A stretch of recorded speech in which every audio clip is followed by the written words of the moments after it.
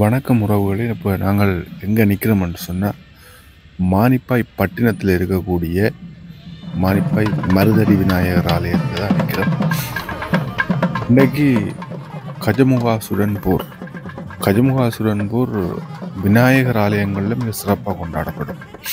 அந்த வகையில் மானிப்பாய் மருதடி விநாயகர் ஆலயத்திலேயும், அதாவது வரலாற்று சிறப்புமிக்க மருதடி விநாயகர் ஆலயத்திலேயும் இந்த நிகழ்வு கொண்டாடப்பட இருக்கிறது. இப்போ பார்த்தீங்கன்னா விநாயகர் பெருமான் போருக்கு தயாராகி வந்து கொண்டிருக்கிறார். அவர் இப்போ வாகனத்தில் வந்து போருக்கு தயாரான நிலையில் வெளி வீதியில் இப்போ போர் நடக்க போகுது. மானிப்பாயில் இருக்கக்கூடிய மருதடி ஆலயத்துக்கு வர்றாங்களுக்கு தெரியும், இந்த கஜமுகாசுரன் போர்ன்றது மிக சிறப்பாக கொண்டாடப்படும். இந்த முறை தவற விட்டார்கள். இந்த காணொலியை பாருங்கள், அடுத்த முறை கண்டிப்பாக நீங்களும் வந்து பாருங்க.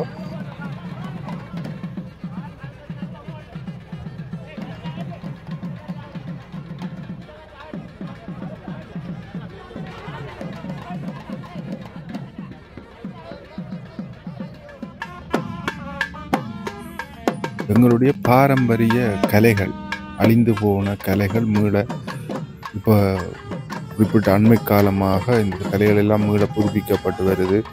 இந்த கலைகள் எல்லாம் வந்து ஒரு குறிப்பிட்ட காலம் இல்லை என்றே சொல்லலாம். இந்தியாவில் நாங்கள் எல்லாம் காணாமலே விட்டு கனகாலமாக இருந்தது. இப்போ திருப்பி இந்த கலைகள் எல்லாம் ஆலயங்களில் மிக சிறப்பாக நடக்க வழிக்கிட்டு இருக்கு.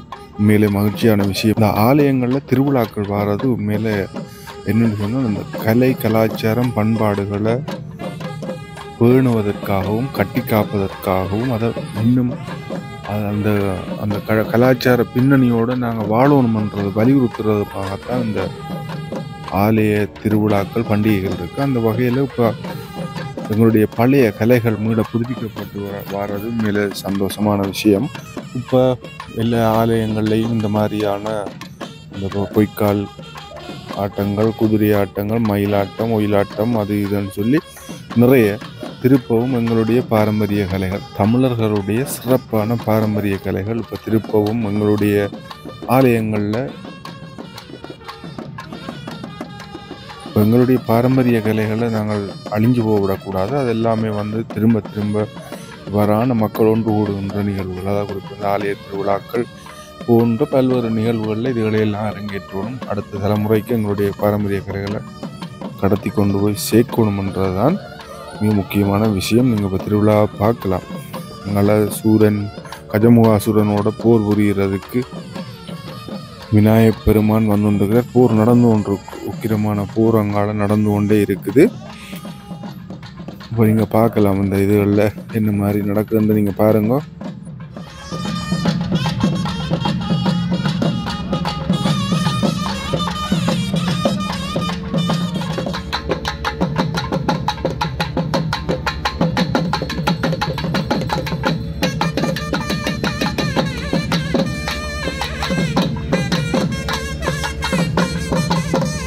உண்மையில் திருவிழாக்கள்னாலே கொண்டாட்டம் தான்.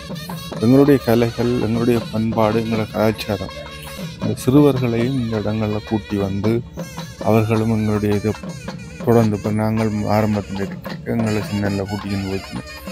அதுக்கு பிறகு நாங்கள் எல்லாருமே வந்து ஆலயங்களை பூ ஒழிக்கிட்டோம்.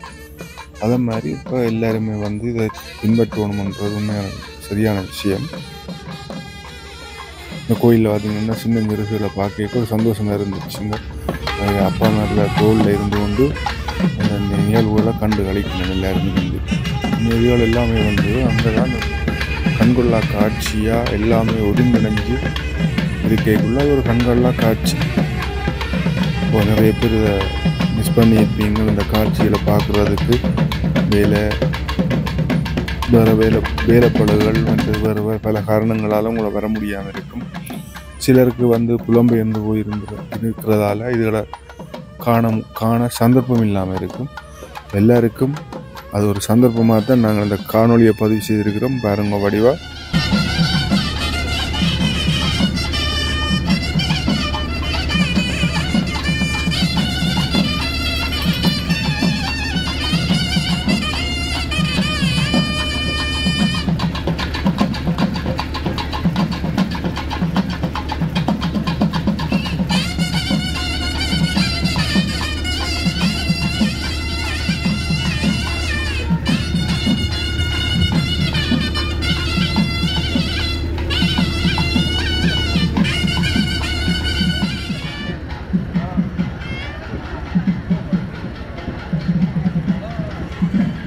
போர் இந்தியாவில் பார்த்தீங்கன்னா மானிப்பாய் வீதியில் காட்டு முக்கிரமாக நடந்து கொண்டிருக்கு. பல மாய சக்திகள் தீய சக்திகளோட கஜன் விநாயகப் பெருமான் போராடி கொண்டிருக்கு. பல தீய சக்திகளோட விநாயகப் பெருமான் போராடி கொண்டிருக்கிறார். பார்த்தீங்கன்னா தெரியும், பல வடிவங்களில் கஜமுகாசுரன் தன்னை போரில் ஈடுபடுத்தி கொண்டிருக்கிறார். மாய வித்தைகள் அது இதுன்னு சொல்லி நிறைய வித்தைகளை காட்டி இந்த போர் மானிப்பாய் கார்னர் பிரதான வீதியில் இந்த சண்டை நடந்து கொண்டிருக்கு. பாருங்க வடிவா.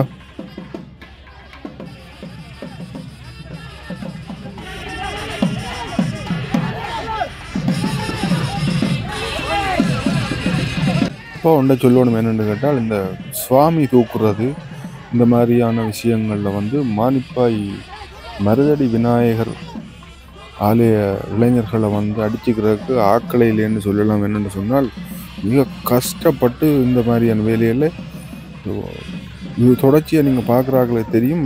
எல்லா மற்ற கோயில்களை விட இங்கே இந்த சுவாமி சிற்பன்றதும் இந்த மாதிரியான இந்த இதுவெல்லாம் பெரிய கஷ்டம். இந்த போய்கொண்டே ஆடி இதுன்றது சரியான கஷ்டம். ஆனால் இங்கே பார்த்தீங்கன்னா அது தொடர்ந்து பின்பற்றி கொண்டே வருவினும் பயங்கரமாக இருக்கும். சிட்டியாக கஷ்டப்பட்டு இந்த இதை செய்வாங்க.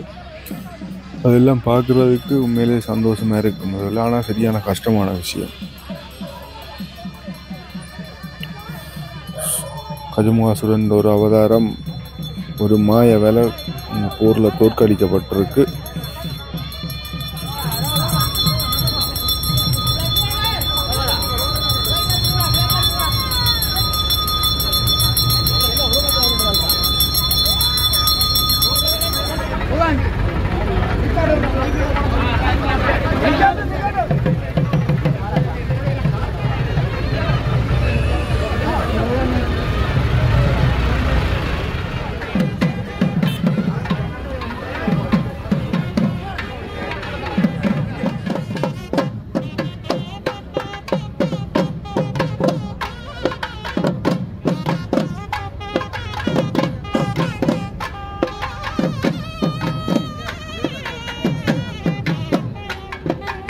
நிறைய எங்களுடைய பாரம்பரிய கலைகள் அங்கே அரங்கேற்றப்பட்டது உண்மையிலேயே மகிழ்ச்சியாக இருந்தது. சின்ன பிள்ளைகள் எல்லாருமே வந்திருந்தவை.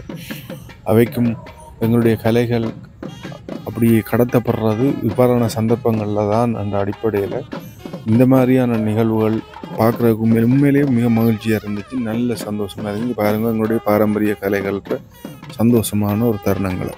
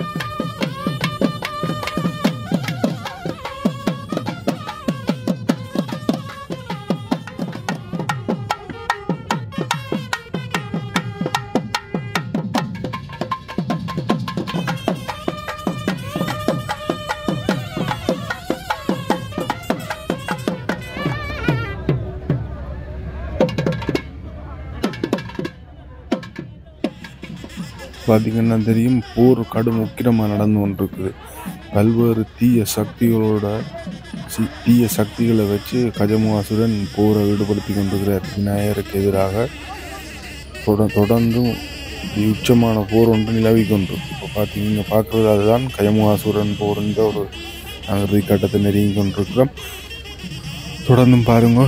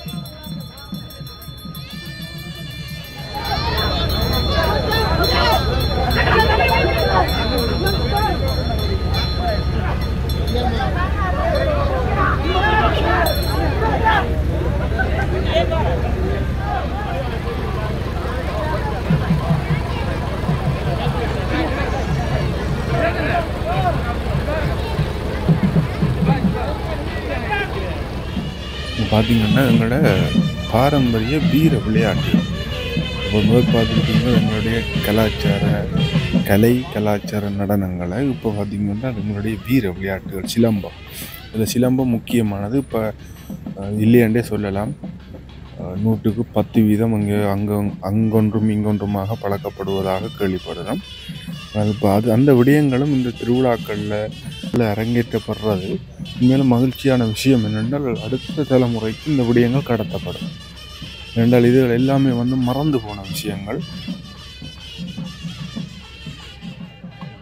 பெரிய ஒரு மாய வலைய தீய சக்திகளோடு சேர்ந்து இந்த யுத்தம் நடந்து கொண்டு இருக்குது. ஒரு என்னதான் தீய சக்திகளோட சேர்ந்து நின்று யுத்தம் புரிஞ்சாலும் கடைசியில் சங்காரம் நிசம் என்றதுதான் இந்த கதை. தீய சக்திகள் துணைக்கு வரலாம், துணை புரியலாம், யுத்தத்தை புரிகிற உதவி செய்யலாம். ஆனால் தர்மம்தான் வெல்லும் என்றதுக்கு இந்த கஜமுகாசுரன் கதையும் ஒரு நல்ல உதாரணம். கஜமுகாசுரனை போரில் வெற்றி கொண்டு அவரை எலி வாகனமாக, அதாவது தன்னுடைய வாகனமாக மாற்றி எலி வாகனமாக மாற்றி இருக்கிறார் விநாயக பெருமான். இதுதான் இந்த கஜமுகாசுரன் கதை. போரில் ஒரு பல தீய சக்திகளை வச்சுக்கொண்டு போராடி கடைசியில் விநாயக பெருமான் என்ன செய்கிறாருன்னு சொன்னால் அவரை போரில் வெற்றி கொண்டு அவரை தன்னுடைய வாகனமாக மாற்றி எடுத்துக்கொண்டார். அதுதான் கதை. அந்த கதை இப்போ பார்த்தீங்கன்னா அவரை கஜமுகாசுரனை தன்னுடைய எலி வாகனமாக மாற்றி அந்த வாகனத்தில் எழுந்தருளி இருக்கிறார். இது சொல்கிற விஷயம் என்னென்னு சொன்னால், என்னதான் தீய சக்திகள் துணை இருந்தாலும் தர்மம்தான் வெல்லும். தீய சக்திகள் துணையோடு எவ்வளவுதான் போர் புரிந்தாலும் தர்மம் தான் கடைசியில் வெல்லும், உண்மைதான் கடைசியில் வெல்லும் என்றதான் இந்த கஜமுகாசுரன் போரும் எங்களுக்கு உணர்த்தி நிற்கிது. இப்போ பார்த்தீங்கன்னா அந்த அசுரனை வென்று தன்னுடைய வாகனமாக்கிய விநாயக பெருமான் தன்னுடைய இருப்பிடம் நோக்கி போய்கொண்டிருக்கிறார். எப்பவுமே தர்மம்தான் வெல்லும் என்ற விஷயத்தை கூறி நன்றி, வணக்கம். பிடிச்சிருந்தா லைக் பண்ணுங்கள், கமெண்ட் பண்ணுங்கள், ஷேர் பண்ணுங்கள்.